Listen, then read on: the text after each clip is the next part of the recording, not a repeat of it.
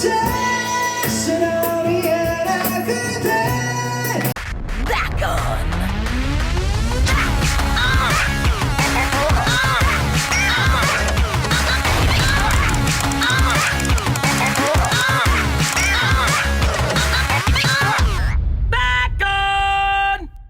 年末なんで今年1年振り返ってどんな1年だったかなっていうところをお聞きできればと思います。はい。ケンジさんいかがでしょうか。今年2024年ですか。24年。そうですね。やっぱり大きなトピックとしては仮面ライダーのねオープニングをやらせていただいた非常に大きな1年だったんじゃないかと思うんですけど、まあ今年一番のトピックスとなった仮面ライダーをちょっと振り返ってみようかなと思います。まずはちょっとこのタイアップをもらった最初の感想なんていかがでしたか。最初にギーツでチェアやったじゃん。はいはい。もしかしたら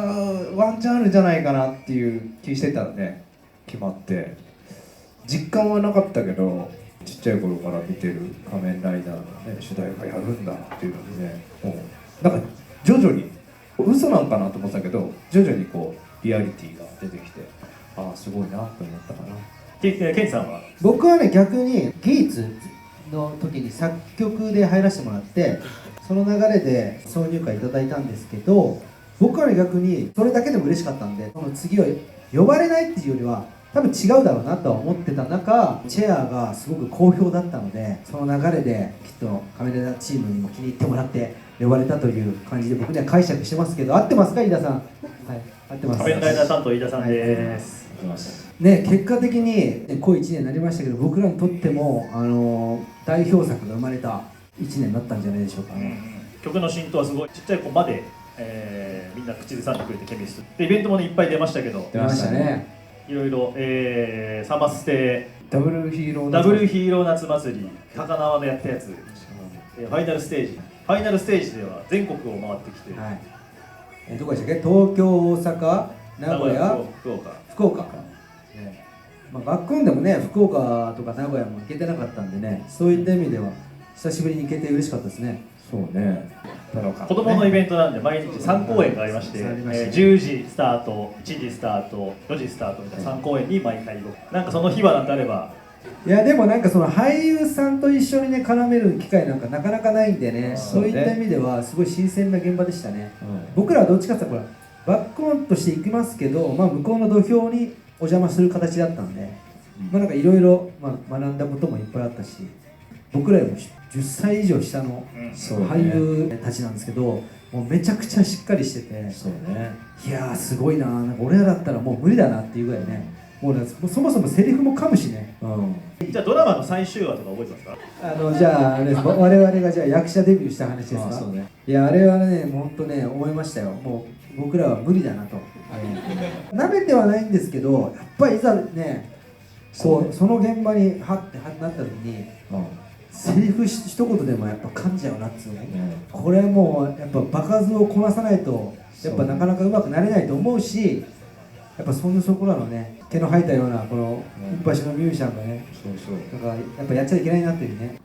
いやだから僕のセリフはこうミュージシャンチームのトップバッターだったんですよ。で流れ的にその宝太郎君っていうその主人公の子が、演技をして、その流れでそのまんま俺に来るんですよ。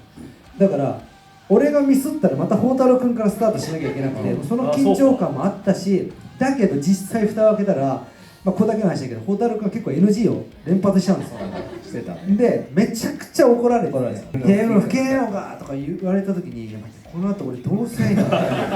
もう俺もう箸の持ち方も変だし、で緊張していざバーってきた時にそれで言うわけだから、これはもうね無理ですわ。やっぱエキストラでも難しいかもしれない。ケンジさんは食べながら喋る。そう食事のシーンってなんとなく食べて喋ればいいと思うじゃないですか。そうじゃなくてやっぱりつじつま合わせなきゃいけないから、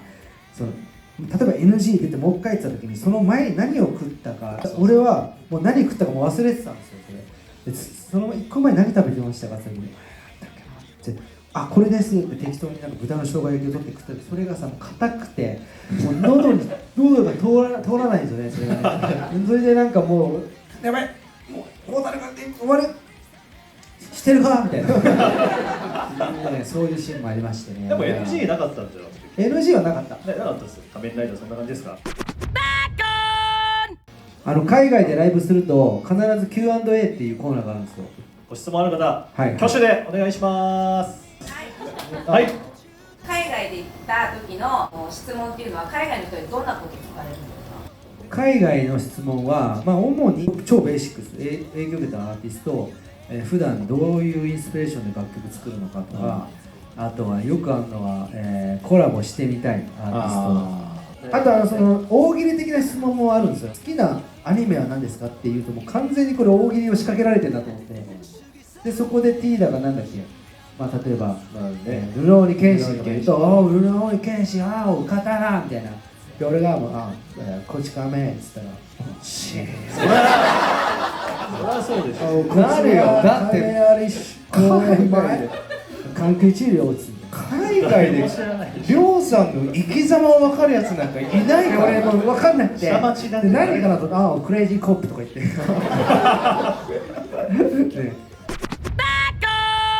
今日はやっぱ年末じゃないですか。僕なりのプレゼントを今日用意してきたんですけど、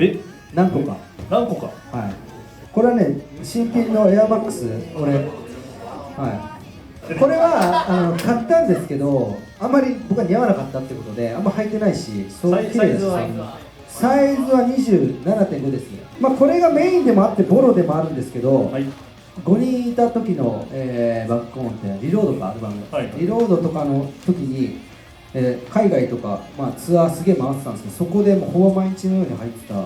ラブレスっていうセレクトショップなんですけど、そこのスーパースターってハイカットの靴ですね。これはもうライブでずっと履いてて、このチャックで履きやすくてずっと重宝してましたっていうので、これを君は買いなさいということで、こちらをプレゼントします。皆さん、はい、どうぞ。ちょっとベタな、1曲を、やりたいと思います。これはもうね、ライブでもやってるんですけど、フラワーいきたいと思います。もしも、歌える人いたら一緒に歌ってください。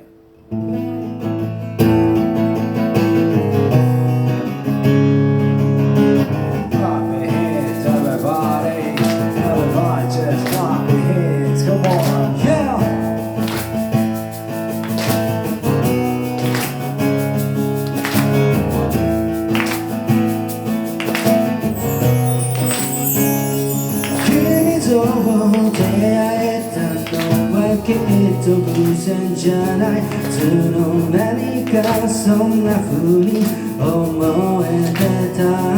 どこまでも続く僕らの旅路、ふと気づけば咲いてたんだな、僕らの間。ありがとうって素直に言えなくて、そんな自分が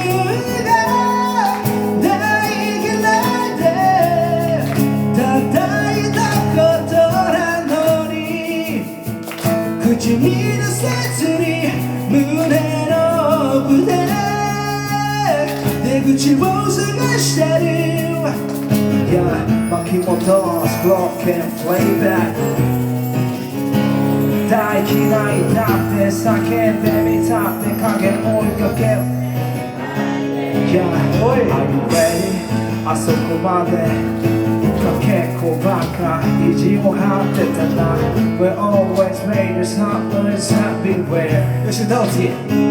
Let's go。 その時じゃねって君はつぶやいた最後のことはやけに短くて切なくて、手で笑う壁無理やり出した言葉頑張って種まいて水をやんで光抱いて咲かせたフラワー、そうさ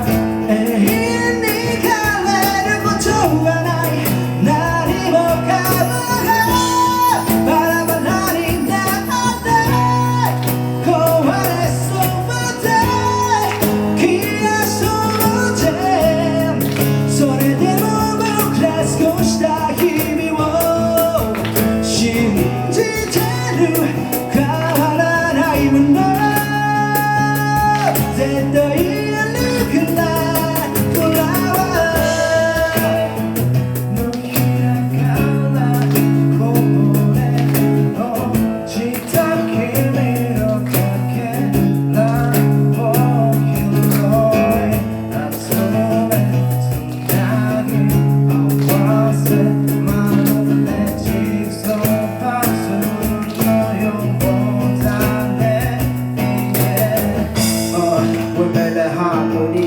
Yeah, just like a flower's melody 俺らの輝くまるで diamond rings So when you say to me ありがとう私の見えなくて本当は君が大好きでいつまでも君と僕の想い出は胸の奥で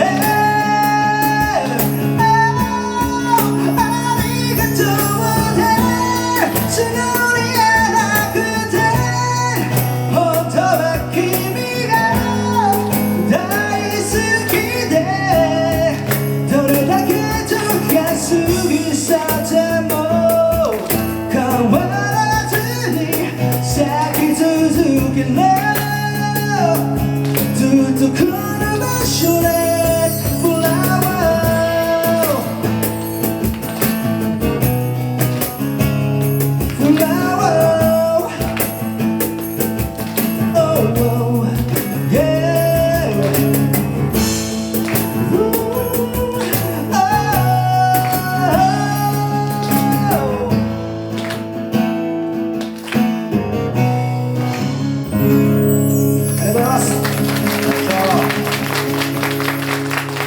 Oh